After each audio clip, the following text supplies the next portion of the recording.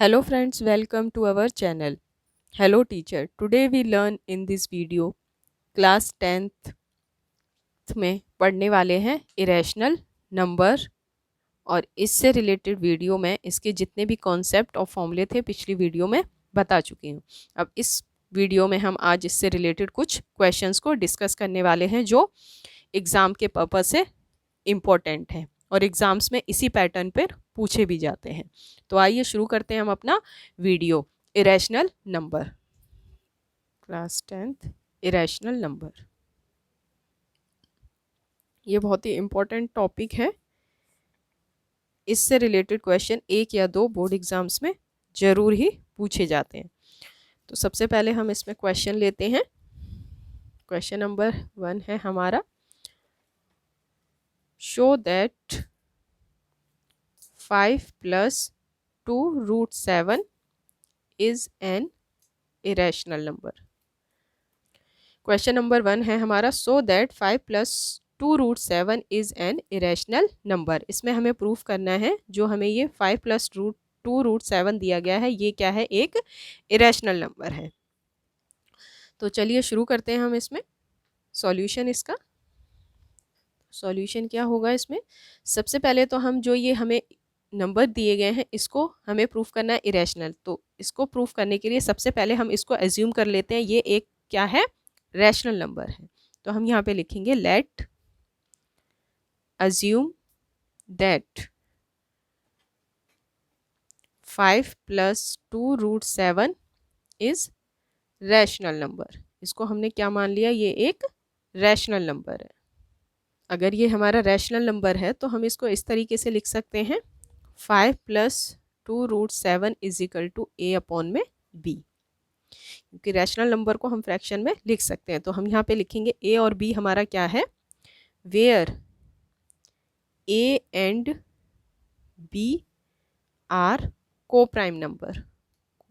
को प्राइम का मतलब होता है जिसका 1 के अलावा कोई फैक्टर नहीं होता। हमने माना कि a और b क्या है, को प्राइम नंबर है। तो अब आगे हम इसको शुरू करते हैं, इस इक्वेशन को सॉल्व करेंगे। 2√7 एज इट इज़ रहेगा, a/b +5 है, इधर आके क्या हो जाएगा माइनस में 5। अब नेक्स्ट में √7 इधर ही रहेगा, 2√7 एज इट इज़ उतारेंगे। अब यहाँ पे हम 5 के a/b है, 5 के नीचे डिनोमिनेटर में कुछ नहीं है तो अपनी तरफ से हम यहाँ पे 1 लिख सकते हैं। b और 1 का हम यहाँ पे लेंगे एलसीएम और इनको क्रॉस मल्टीप्लाई कर देंगे। 1 को a से मल्टीप्लाई करेगा a आएगा, 5 को b से मल्टीप्लाई करेंगे तो -5b हो जाएगा। नेक्स्ट स्टेप में √7 एज इट इज़ रहेगा, a-5b अपॉन में आ जाएगा यहाँ पे b एज इट इज़। और यहाँ पे देखिए 2 यहाँ पे क्या था, √7 से मल्टीप्लाई हो रहा था, इधर आके डिवाइड में हो जाएगा 2b।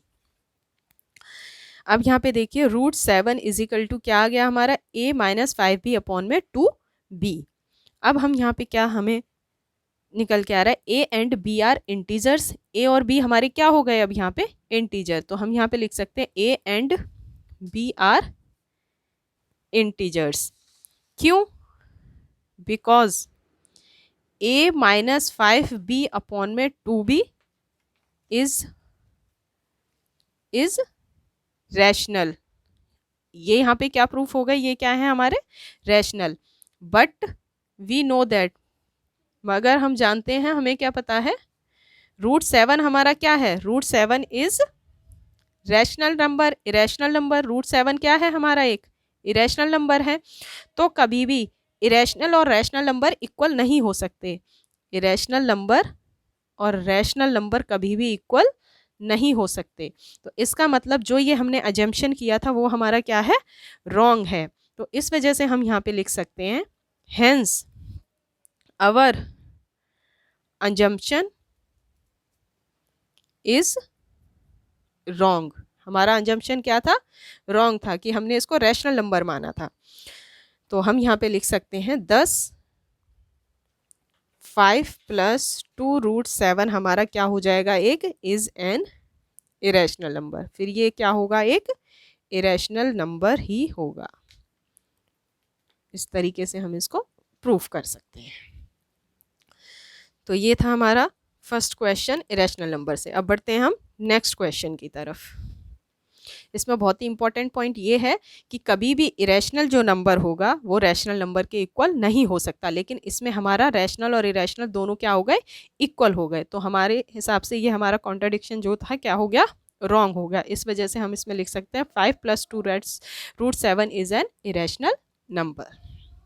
चल बढ़िए, बढ़ते हैं नेक्स्ट क्वेश्चन।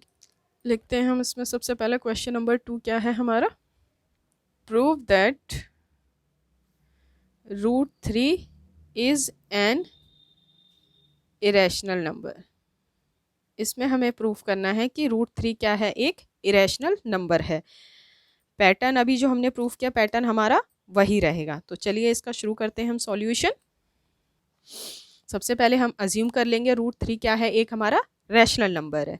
तो मैं यहाँ लिखती हूँ, let us assume √3 is rational number.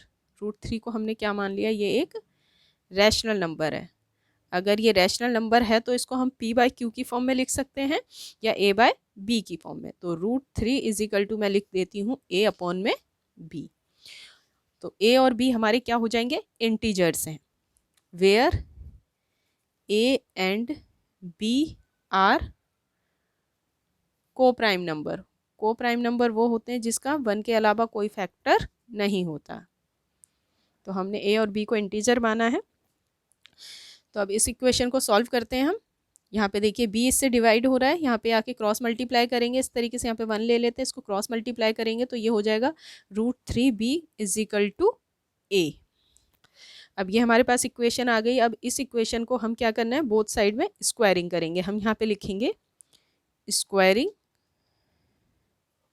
On both sides we get. अगर हम दोनों तरफ स्क्वायर कर देते हैं तो हमें क्या मिलता है, √3b का स्क्वायर करेंगे हम इस तरीके से, स्क्वायर = यहाँ पे a का स्क्वायर। √3 का स्क्वायर करेंगे तो 3 हो जाएगा, b का स्क्वायर b² हो जाएगा, बराबर में a²। अब हमें यहाँ पे देखिए क्या हमें इस इक्वेशन से हमें यहाँ पे क्या फाइंड हो रहा है। देखिए अगर 3 को मैं इधर a के अपॉन में लेकर आऊँगी तो हमें इससे क्या पता चलेगा, a जो है डिविजिबल किससे है, हमारा 3 से। b² अगर यहीं रह जाता है तो अपॉन में अगर मैं 3 लिखती हूँ तो मतलब 3 / a²। तो मैं यहाँ पे लिख सकती हूँ 3 डिवाइड्स a। 3 क्या है, a² को डिवाइड कर रहा है। और यहाँ पे इस वजह से हम ये भी लिख सकते हैं 3 / a। 3 a से डिवाइड हो रहा है। तो ये आ गई हमारी फर्स्ट इक्वेशन। लेट करते हैं हम अब आगे। लेट a को हम क्या मान लेते हैं, 3c, वेयर c एक और हमने इंटीजर माना। यहाँ पे हम लिख सकते हैं where c is an integer. c हमने एक और इंटीजर ले लिया। तो अगेन अब हमने जो ये इक्वेशन ली इसको अगेन हम स्क्वायरिंग करते हैं both side. Again squaring both sides we get. तो हमें क्या मिलेगा, a² = हो जाएगा 3c का स्क्वायर। तो हमें मिला यहाँ पे a² = 3 का स्क्वायर करेंगे तो 9c²। अब यहाँ पे देखिए हमारा क्या हो रहा है, यहाँ पे a² = हमारा क्या आ गया, 9c²। और अभी हमें यहाँ से क्या मिला था, a किसके इक्वल है, 3b² के। तो a² की जगह मैं यहाँ पे 3b पुट कर सकती हूँ। तो हम यहाँ पे लिख सकते हैं 3b² = 9c²।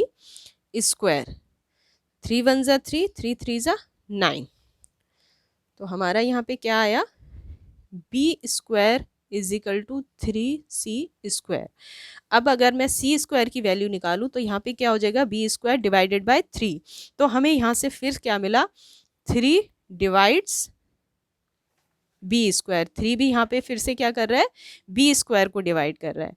तो यानी कि 3 डिवाइड्स b²। तो यहाँ पे मिलेगा हमें 3 डिवाइड्स b। 3 से भी डिवाइड हो रहा है। तो अभी हमने फर्स्ट इक्वेशन यहाँ पे देखी जिसमें a डिवाइड हो रहा था 3 से, और यहाँ पे हमारा क्या हो रहा है, b डिवाइड हो रहा है 3 से। और a और b को अभी हमने माना था ये क्या है, हमारे को प्राइम नंबर जो 1 के अलावा किसी का फैक्टर नहीं होता। तो हम यहाँ पे लिख सकते हैं फ्रॉम इक्वेशन 1 एंड 2, फ्रॉम जो 2 इक्वेशन अभी हमने बनाई उनसे हमें क्या मिला, we get 3 divides both number. Both number हमारे क्या थे, ए एंड बी, दोनों को डिवाइड कर रहा है हमारा 3 से, दोनों नंबर डिविजिबल हो रहे हैं हमारे ए एंड बी, जबकि ए और बी तो हमारे क्या थे, को prime number. Co prime number वो होते हैं जिसका फैक्टर ओनली 1 होता है, लेकिन 1 के अलावा यहाँ पे 3 भी फैक्टर है। तो इसका मतलब हमारा क्या हुआ यहाँ पे, दिस कॉन्ट्राडिक्ट एज रॉन्ग। जो हमने अभी अज्यूम किया था वो हमारा क्या निकला, रॉन्ग हुआ ये अजम्पशन हमारा। तो इस वजह से हम यहाँ पे लिख सकते हैं hence √3 is an irrational number. फिर ये क्या होगा, एक इरेशनल नंबर होगा। यही हमें प्रूफ करना था। ये था हमारा बहुत ही इंपॉर्टेंट क्वेश्चन, और ये क्वेश्चन एग्जाम में जरूर पूछा जाता है। बस इसका नंबर चेंज हो सकता है लेकिन पैटर्न इसमें सेम रहेगा। इसी तरीके से ये क्वेश्चन एग्जाम में पूछा जाता है। बढ़ते हैं हम इस टॉपिक से एक लास्ट क्वेश्चन की तरफ। क्वेश्चन नंबर 3 इस टॉपिक का लास्ट क्वेश्चन है, prove that 3 + 2√5 is an irrational number. Question में हमें दिया गया है 3 + √2 इज एन इरेशनल नंबर, ये हमें प्रूफ करना है। पैटर्न हमारा सेम रहेगा। देखते हैं इसका सॉल्यूशन। चलिए सबसे पहले हम इसको अज्यूम करेंगे। लिखते हैं हम, suppose 3 + 2√5 is a rational number. इसको हमने क्या माना, एक रैशनल नंबर। सबसे पहले हमने इसको एक रैशनल नंबर माना। अगर रैशनल है तो इसको फ्रैक्शन की फॉर्म में लिख सकते हैं। तो हम यहाँ पे लिखेंगे 3 + 2√5 is equal to a upon में बी। ए और बी हमारे क्या हैं, को प्राइम नंबर हैं, where a and b are co prime number. Co prime number आपको पता ही है जिसका फैक्टर ओनली 1 होता है। अब यहाँ पे हम इसको सॉल्व करेंगे। 2√5 एज इट इज़ रहेगा, ए अपॉन में बी, +3 है इधर आके -3 हो जाएगा। नेक्स्ट स्टेप में हम क्या करेंगे, ए अपॉन बी है, 3 के अपॉन में हम डिनोमिनेटर में 1 लगा लेंगे। अब इनको क्रॉस मल्टीप्लाई करेंगे, यहाँ पे आ जाएगा हमारा बी। ए को 1 से मल्टीप्लाई करेंगे ए, 3 को बी से मल्टीप्लाई करेंगे -3 बी हो गया। नेक्स्ट में √5 एज इट इज़ रहेगा हमारा, ए -3 बी अपॉन में, यहाँ पे मल्टीप्लाई में है √5 से, इधर आके डिवाइड में हो जाएगा। इस तरीके से अब हमारा ये देखिए यहाँ पे हमें अब क्या पता चल रहा है, ए और बी हमारे यहाँ पे क्या हो गए, ये इंटीजर हो गए क्योंकि ये फ्रैक्शन फॉर्म में आ रहे हैं हमारे। तो हमने यहाँ पे इस इक्वेशन से हमें यहाँ क्या मिला, we can find a and b are integer. A and b हमारे क्या है, इंटीजर है। अगर ये इंटीजर हैं तो ये क्या होंगे, एक रैशनल नंबर हैं। तो हम यहाँ पे लिख सकते हैं a -3 b अपॉन में 2b इज अ रैशनल। ये क्या है, एक रैशनल नंबर है। और हम जानते हैं, वी नो दैट √5 क्या है हमारा, एक इरेशनल नंबर है, इरेशनल नंबर। तो कभी भी रैशनल और इरेशनल नंबर इक्वल नहीं हो सकते। Rational is not equal to irrational. Rational कभी इरेशनल के इक्वल नहीं हो सकता। तो हमारा ये अजम्पशन जो हमने माना था, √3 + 2 इज अ रैशनल नंबर, ये हमारा अजम्पशन क्या हो गया, रॉन्ग हो गया। तो हम यहाँ पे लिख सकते हैं, but this contradicts our assumption is wrong. जो हमने अज्यूम किया था वो क्या था, रॉन्ग था। अगर ये रॉन्ग है तो हमारा ये फिर क्या होगा, अगर ये रैशनल नंबर नहीं है तो ये क्या होगा, इरेशनल नंबर होगा। तो हम यहाँ पे लिख सकते हैं 10 3 + 2√5 is a irrational number.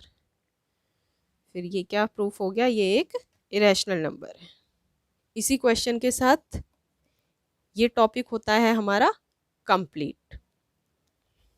Friend, like this video, please subscribe my channel and share with your friends. Thank you so much for watching this video. मिलते हैं नेक्स्ट वीडियो में।